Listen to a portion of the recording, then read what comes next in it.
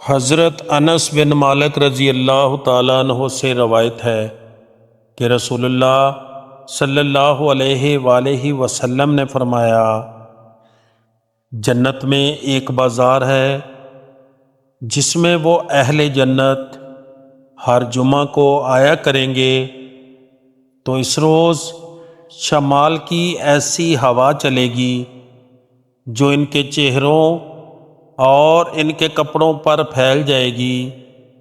وہ حسن اور زینت میں اور بڑھ جائیں گے۔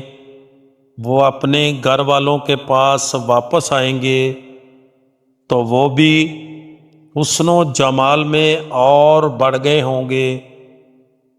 ان کے گھر والے ان سے کہیں گے، اللہ کی قسم، ہمارے ہاں سے جانے کے بعد تمہارا حسن و جمال اور بڑھ گیا ہے۔